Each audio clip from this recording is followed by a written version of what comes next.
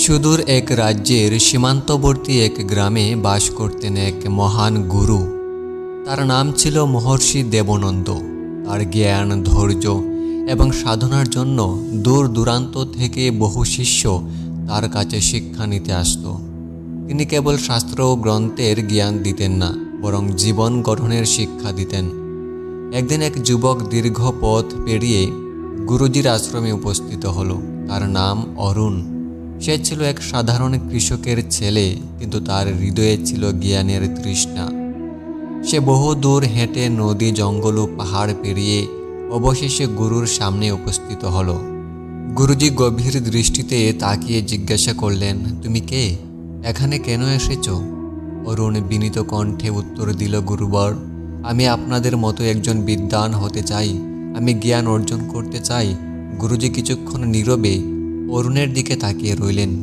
তারপর ধীরে ধীরে বললেন, জ্ঞান অর্জন করতে চাও? ভালো কথা, কিন্তু তুমি কি জানো জ্ঞানের পথ কণ্টকাকীর্ণ। এখানে কেবল গ্রন্থ পড়লেই জ্ঞান অর্জিত হয় না। কঠোর পরিশ্রম, ধৈর্য ও আত্মসংযম প্রয়োজন। তুমি কি এই পথের জন্য প্রস্তুত? অরুণ আত্মবিশ্বাসের সাথে বলল, আমি প্রস্তুত গুরুজি। আমি যে কোনো পরীক্ষার জন্য প্রস্তুত। গুরুজি একটু হাসলেন এবং বললেন, ঠিক আছে, তাহলে প্রথম পরীক্ষার জন্য তৈরি হও। তোমাকে আমি একটি ছোট কাজ দেব। যদি তুমি সফল হও, তবে তোমার শিক্ষার পথ শুরু হবে। অরুণ আশ্চর্য হলো। সে ভাবল, কি পরীক্ষা হতে পারে, কিন্তু সে কোনো প্রশ্ন করল না, কারণ সে জানত একজন শিষ্যের প্রথম গুণ হলো গুরুজির আদেশ মেনে চলা। গুরুজি হাতের কাছে থাকা একটি খালি মাটির কলস তুলে দিলেন এবং বললেন, এটি নিয়ে নদীতে যাও এবং জল ভর্তি করে আমার কাছে আনো, কিন্তু সাবধান, জল যেন এক ফোঁটাও না পড়ে। অরুণ মনে মনে হাসল। সে ভাবল, এ তো খুবই সহজ কাজ। এত তুচ্ছ পরীক্ষায় কি আর ব্যর্থ হব? সে দ্রুত নদীর দিকে রওনা দিল। সত্যিকারের জ্ঞান অর্জনের জন্য প্রস্তুতি ও ধৈর্য থাকা দরকার। কোনো কিছু সহজ ভেবে অহংকার করা উচিত নয়। গুরুজির শিক্ষা ও পরীক্ষাগুলো সবসময় সহজভাবে বোঝা যায় না, কিন্তু প্রতিটিই গুরুত্বপূর্ণ। অরুণ দ্রুত পায়ে নদীর দিকে রওনা দিল। সে মনে মনে ভাবল, এটা খুবই সহজ কাজ, শুধু জল ভর্তি করে আনতে হবে। গুরুজি নিশ্চয়ই আমার দৃঢ় সংকল্প ও তৎপরতা দেখে খুশি হবেন। নদীতে পৌঁছে সে একটি কলসি পূর্ণ করল। কলসি ছিল ভারী, কিন্তু সে এতে খুব বেশি মনোযোগ দিল না। দ্রুত পায়ে ফিরে আসতে গিয়েই সে প্রথম সমস্যার সম্মুখীন হলো। হাঁটতে হাঁটতে কলসের জল দুলতে লাগলো এবং কিছুটা গড়িয়ে পড়ে গেল। সে ভাবল, এতে কি এমন ক্ষতি? কিছুটা জল পড়ে গেছে, কিন্তু বেশিরভাগ তো রয়ে গেছে। সে আশ্রমে ফিরে এসে গুরুজিকে কলসটি দিল। গুরুজি দেখলেন কলসের জল প্রায় অর্ধেক খালি। তিনি মৃদু হাসলেন এবং বললেন, আবার যাও এবং এবার পুরো জল নিয়ে এসো। অরুণ একটু অবাক হলো, কিন্তু সে কিছু না বলে আবার নদীর দিকে রওনা দিল। এবার সে একটু বেশি সতর্ক হয়ে হাঁটতে লাগলো, কিন্তু তাড়াহুড়ো করায় কিছু জল আবার পড়ে গেল। আশ্রমে ফিরে গুরুজি আবার তাকে একই কথা বললেন, আবার যাও। অরুণ এবার একটু বিরক্ত হলো। তার মনে হলো গুরুজি হয়তো ইচ্ছে করেই আমাকে একই কাজ বারবার করতে বলছেন। তবে এবার সে আরও মনোযোগ দিল। ধীরে ধীরে হাঁটতে লাগলো যাতে জল না পড়ে।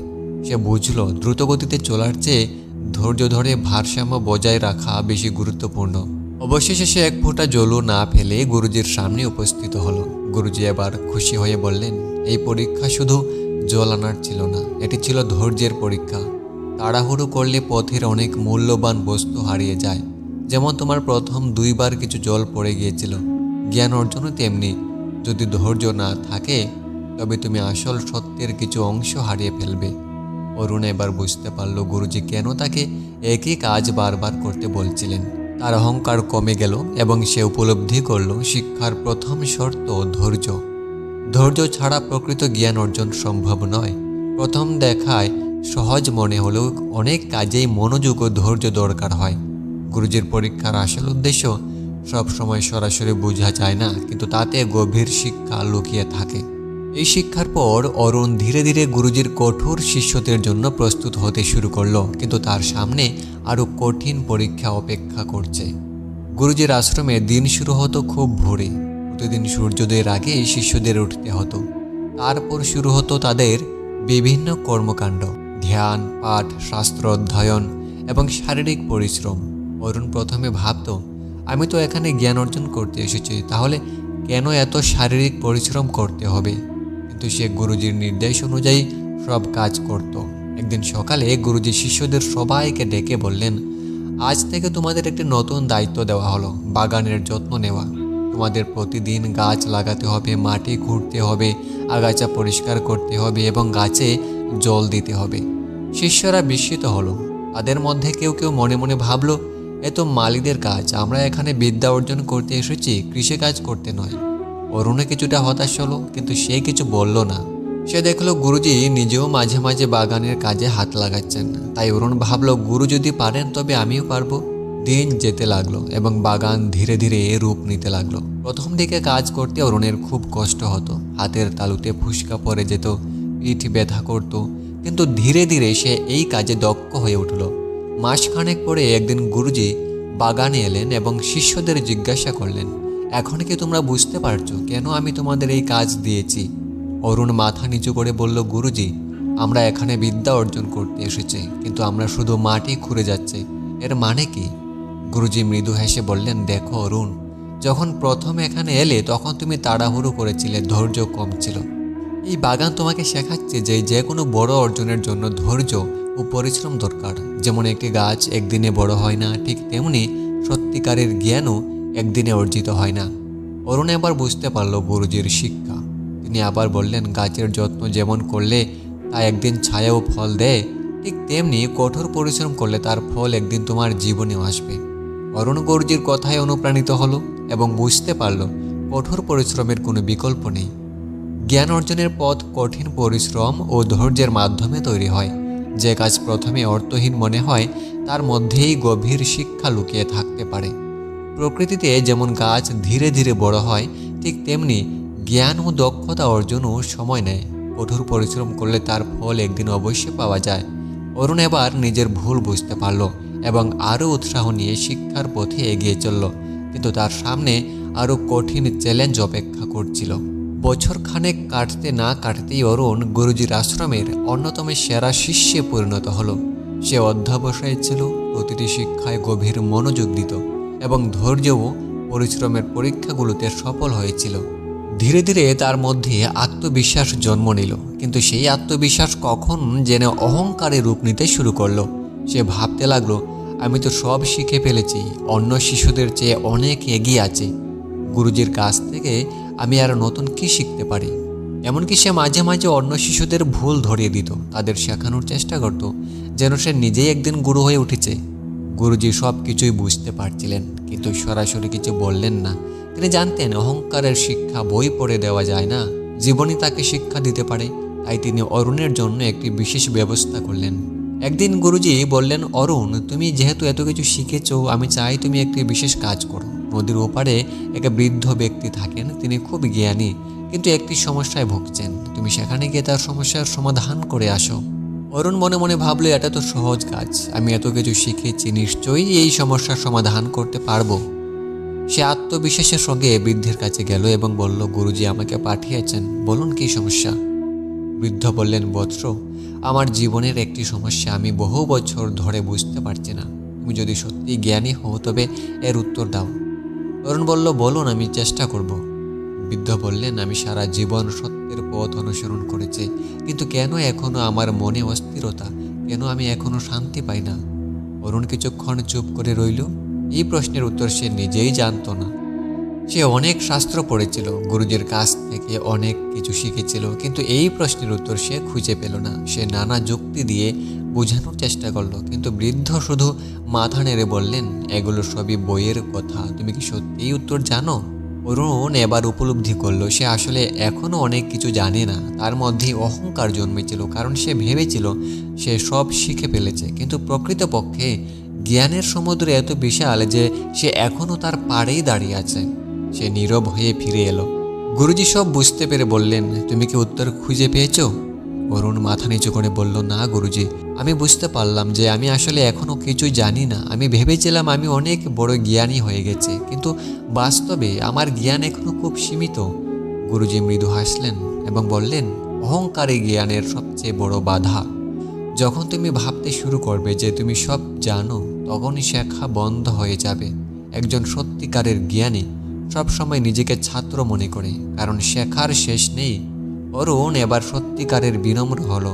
তার অহংকার চূর্ণ হয়ে গেল এবং সে বুঝতে পারল জ্ঞান যতই অর্জন করি না কেন, শেখার শেষ নেই। অহংকার মানুষকে অন্ধ করে দেয়, আর বিনয়ী প্রকৃত শিক্ষার দরজা খুলে দেয়। অহংকার মানুষের শেখার পথ রুদ্ধ করে দেয়। প্রকৃত জ্ঞানী ব্যক্তি নিজেকে সর্বদা শিক্ষার্থী মনে করে। বই পড়ে সব কিছু শেখা সম্ভব নয়, বাস্তব জীবনের অভিজ্ঞতায় প্রকৃত শিক্ষা দেয়। বিনয় ও নম্রতা ছাড়া জ্ঞান অর্জন করা সম্ভব নয়। এই ঘটনার পর থেকে অরুণ আরও বেশি বিনয়ী হয়ে উঠল এবং গুরুজির আশ্রমে নতুন উদ্যমে শিক্ষা গ্রহণ করতে লাগলো, কিন্তু তার সামনে আরও কঠিন শিক্ষা অপেক্ষা করছিল। গুরুজির আশ্রমে শিষ্যদের শুধুমাত্র জ্ঞান ও পরিশ্রমের পাঠ দেওয়া হতো না, তাদের চরিত্র ও মানসিক নিয়ন্ত্রণের দিকেও সমান গুরুত্ব দেওয়া হতো। গুরুজি বিশ্বাস করতেন যে নিজেকে নিয়ন্ত্রণ করতে পারে না, সে কখনো প্রকৃত জ্ঞানী হতে পারে না। অরুণ এখন বিনয়ী হয়েছিল, কঠোর পরিশ্রম করতে শিখেছিল, কিন্তু তার মধ্যে একটি দুর্বলতা ছিল, রাগ। সে খুব সহজেই রেগে যেত। যদি কোনো শিষ্য ভুল করত, সে ধৈর্য হারিয়ে ফেলত। কেউ তাকে ভুল বুঝলে সে উত্তেজিত হয়ে পড়ত। গুরুজি তার এই দুর্বলতা লক্ষ্য করছিলেন এবং ঠিক করলেন এবার তাকে আত্মনিয়ন্ত্রণের শিক্ষা দিতে হবে। একদিন গুরুজি সবাইকে ডেকে বললেন, আজ আমি তোমাদের একটি সহজ কাজ দেব। প্রত্যেকে আমার থেকে একটি করে মাটির পাত্র নাও এবং এটি শক্তভাবে মুঠো করে ধরে রাখো যতক্ষণ না আমি কিছু বলি। সবাই মাটির পাত্র হাতে নিল এবং শক্তভাবে ধরল। অরুণও তাই করল। কিছুক্ষণ পর গুরুজি বললেন, তোমরা এখন কেমন অনুভব করছো? একজন শিষ্য বলল, আমার হাত ব্যথা করছে গুরুজি। অন্যজন বলল, এতক্ষণ শক্ত করে ধরে রাখার ফলে আমার আঙ্গুলের চাপ লাগছে। গুরুজি আবার বললেন, যদি এটি আরও কিছুক্ষণ ধরে রাখো তাহলে কি আরাম লাগবে? সবাই মাথা নেড়ে না সূচক উত্তর দিল। তখন গুরুজি বললেন, ভালো, এখন তোমরা পাত্রগুলো রেখে দাও। এখন কেমন লাগছে? সবাই স্বস্তির নিঃশ্বাস ফেলল। অরুণও বুঝতে পারছিল তার হাত ব্যথা করছিল, কিন্তু যখন সে পাত্রটি ছেড়ে দিল তখন সে আরাম পেল। গুরুজি তখন বললেন, রাগও ঠিক এই রকম। যদি তুমি দীর্ঘ সময় ধরে রাখো তাহলে এটি কেবল তোমাকেই কষ্ট দেবে, কিন্তু যদি তুমি সেটিকে ছেড়ে দাও তাহলে তোমার মনে শান্তি আসবে। কিছুদিন পর একদিন এক শিষ্য ভুল করে অরুণের বইটি জল ঢেলে ভিজিয়ে ফেলল। অরুণ রেগে গিয়ে ধমক দিতে চাইল, কিন্তু তখনই সে গুরুজির শেখানো শিক্ষাটি মনে করল। সে গভীর শ্বাস নিল এবং শান্তভাবে বলল, ঠিক আছে, ভুল হয়ে গেছে, কিন্তু এতে রাগ করলে কিছুই ঠিক হবে না। গুরুজি দূর থেকে এটি লক্ষ্য করছিলেন। তিনি মৃদু হাসলেন এবং বললেন, আজ তুমি সত্যি আত্মনিয়ন্ত্রণ শিখেছ অরুণ। রাগকে ধরে রাখলে তা কেবল নিজেকেই কষ্ট দেয়। আত্মনিয়ন্ত্রণের মাধ্যমে জীবনকে আরও সহজ ও সুন্দর করা সম্ভব। রাগ আসবে, কিন্তু সেটিকে মুক্ত করতে শিখতে হবে। প্রকৃত জ্ঞানীর অন্যতম বৈশিষ্ট্য হল ধৈর্য ও সংযম। এই শিক্ষা অরুণকে আরও জ্ঞানী করে তুলল এবং সে বুঝতে পারল জ্ঞানী হওয়ার মানে কেবল বই পড়া নয়, নিজের মনকে নিয়ন্ত্রণ করাও অত্যন্ত গুরুত্বপূর্ণ। কিন্তু তার সামনে আরও কঠিন পরীক্ষা অপেক্ষা করছিল। অরুণ এখন অনেক কিছু শিখেছে, ধৈর্য, পরিশ্রম, বিনয়, আত্মনিয়ন্ত্রণ। আশ্রমে তার শিক্ষা প্রায় শেষের দিকে এবং তার মনে হলো সে এখন সম্পূর্ণ প্রস্তুত। একদিন সে গুরুজির কাছে গিয়ে বলল, গুরুজি, আমি অনেক কিছু শিখেছি, ধৈর্য, পরিশ্রম, অহংকার ত্যাগ, রাগ নিয়ন্ত্রণ সব কিছুই রপ্ত করেছি। এবার কি আমি বিদায় নিতে পারি? গুরুজি মৃদু হাসলেন এবং বললেন, তুমি যদি সত্যি সব শিখে ফেলতে তাহলে এই প্রশ্ন করতে না। অরুণ বিভ্রান্ত হয়ে গেল। সে ভাবল, আমি কি এখনো কিছু জানি না? আমি তো এতদিন ধরে শিখেছি। গুরুজি তখন বললেন, আমি তোমাকে শেষ একটি কাজ দেব। যদি তুমি সেটি সফলভাবে করতে পারো তবে বুঝবো তুমি সত্যিই প্রস্তুত। গুরুজি একটি পাত্র নিয়ে এলেন। সেটি একদম খালি ছিল। তিনি বললেন, এটি নাও এবং নদীতে গিয়ে জল ভরো, তারপর আমার কাছে ফিরে এসো। অরুণ মনে মনে হাসলো। সে ভাবল, এই সহজ কাজ আমাকে কেন আবার দেওয়া হলো? আমি তো আগেই এই পরীক্ষায় পাশ করেছি। তবু সে কিছু না বলে নদীর দিকে রওনা দিল। নদীর কাছে গিয়ে যখন সে পাত্রটি জলে ভরতে চাইল তখন হঠাৎ দেখলো পাত্রটির নিচে একটি ছোট ছিদ্র আছে। সে যতবারই জল ভরার চেষ্টা করলো জল গড়িয়ে পড়ে যেতে লাগলো। অরুণ হতাশ হয়ে গেল। সে আবার চেষ্টা করলো, কিন্তু ফল একই হলো। পরিশ্রান্ত হয়ে সে আশ্রমে ফিরে এলো এবং গুরুজির সামনে দাঁড়িয়ে বলল, গুরুজি, এই পাত্রটি খালি রেখে জল ভরতে পাঠিয়েছিলেন, কিন্তু এটি তো ফুটো, এতে যতই জল ভরি সবই গড়িয়ে পড়ে যায়। গুরুজি হাসলেন এবং বললেন, এই পাত্রই হলো তোমার মন। যদি তোমার মন অহংকার, অজ্ঞানতা এবং অতিরিক্ত আত্মতুষ্টিতে পূর্ণ থাকে তবে এত নতুন জ্ঞান কখনোই স্থায়ী হবে না। সত্যিকার জ্ঞানী হওয়ার জন্য তোমার মনকে সবসময় খালি রাখতে হবে, যাতে প্রতিনিয়ত নতুন কিছু শিখতে পারো। অরুণ এবার গভীরভাবে উপলব্ধি করলো সত্যিকারের জ্ঞানী ব্যক্তির মন কখনো পূর্ণ হয় না, বরং সে প্রতিনিয়ত শেখার জন্য প্রস্তুত থাকে। সে গুরুজির পায়ে লুটিয়ে পড়ল এবং বলল, গুরুজি, আমি বুঝতে পেরেছি, আমি ভেবেছিলাম আমি সব শিখে ফেলেছি, কিন্তু প্রকৃতপক্ষে শেখার কোনো শেষ নেই। গুরুজি মাথায় হাত রেখে বললেন, এটাই প্রকৃত জ্ঞানের উপলব্ধি। তুমি এখন সত্যিই শিখতে প্রস্তুত হয়েছ। শেখার কোনো শেষ নেই, তাই মনকে সবসময় গ্রহণযোগ্য ও বিনম্র রাখতে হবে। নিজেকে পূর্ণ জ্ঞানী ভাবা মানে শেখার দরজা বন্ধ করে দেওয়া। প্রকৃত জ্ঞানী সবসময় জানে যে সে এখনও অনেক কিছু জানে না। অহংকার ও আত্মতুষ্টি মনকে ফুটো পাত্রে পরিণত করে, যেখানে নতুন কিছু স্থায়ী হয় না। অরুণ এবার বুঝল, জ্ঞান কোনো নির্দিষ্ট গন্তব্য নয়, এটি এক আজীবন চলমান যাত্রা। কিন্তু তার শিক্ষা এখানে শেষ নয়, এবার তার জীবনের নতুন পথ চলা শুরু হবে। অরুণের মন থেকে সব অহংকার দূর হয়ে গিয়েছিল। সে বুঝতে পেরেছিল শেখার কোনো শেষ নেই। এখন তার একমাত্র লক্ষ্য ছিল গুরুজির কাছ থেকে আরও শিক্ষা গ্রহণ করা এবং জীবনভর জ্ঞানের সন্ধান করা। কিন্তু একদিন সকালে গুরুজি তাকে ডেকে বললেন, অরুণ, এবার তোমার বিদায়ের সময় এসেছে। অরুণ বিস্মিত হলো। গুরুজি, আমি তো এখনো সম্পূর্ণ শিখতে পারিনি, আমি কি আরও কিছুদিন আশ্রমে থাকতে পারি? গুরুজি মৃদু হেসে বললেন, তুমি যা শিখেছ তা শুধু আশ্রমের 4 দেওয়ালের মধ্যে সীমাবদ্ধ রাখলে কোনো মূল্য থাকবে না। এখন তোমার কাজ হলো এই শিক্ষাগুলো বাস্তব জীবনে কাজে লাগানো। প্রকৃত শিক্ষা তখনই সম্পূর্ণ হয় যখন তুমি তা জীবনের পথে প্রয়োগ করতে পারো। অরুণ এবার বুঝতে পারল গুরুজি কেন তাকে বিদায় দিচ্ছেন। সত্যিকারের জ্ঞানের মূল্য কেবল নিজের জন্য নয়, সেটি অন্যদের সাহায্যে ও কল্যাণে ব্যবহার করতে হয়। বিদায় নেওয়ার সময় গুরুজি তাকে শেষ উপদেশ দিলেন, তুমি যদি কখনো মনে করো যে তুমি সব শিখে গিয়েছো, তাহলে আবার নতুন করে শেখার চেষ্টা করো। জীবনই সবচেয়ে বড় শিক্ষক। প্রতিদিন কিছু না কিছু শিখবে, প্রতিটি পরিস্থিতি থেকে শিক্ষা নেবে এবং বিনম্র থাকবে, কারণ প্রকৃত জ্ঞানী সেই যে জানে যে সে এখনও অনেক কিছু জানে না। অরুণ গুরুজির চরণে মাথা রেখে বলল, আমি আজীবন আপনার এই শিক্ষা স্মরণ রাখবো গুরুজি। অরুণ আশ্রম ছেড়ে বেরিয়ে পড়ল, কিন্তু সে আর আগের মতো ছিল না। এখন সে ধৈর্যশীল, পরিশ্রমী, বিনয়ী এবং আত্মনিয়ন্ত্রিত। সে জানতো এই শিক্ষাগুলো তাকে সারা জীবন পথ দেখাবে। সে প্রত্যেক মানুষের মধ্যে একজন শিক্ষক খুঁজতে লাগলো। প্রকৃতির মধ্যে, অভিজ্ঞতার মধ্যে, প্রতিটি ছোট ঘটনার মধ্যে সে এক নতুন পথ চলার শুরু করলো। একটি এমন যাত্রা যেখানে শেখার শেষ নেই। শিক্ষা কেবল আশ্রম বা বিদ্যালয়ের মধ্যে সীমাবদ্ধ নয়, এটি সারা জীবনের জন্য। প্রকৃত শিক্ষা তখনই সম্পূর্ণ হয় যখন তা বাস্তব জীবনে প্রয়োগ করা হয়।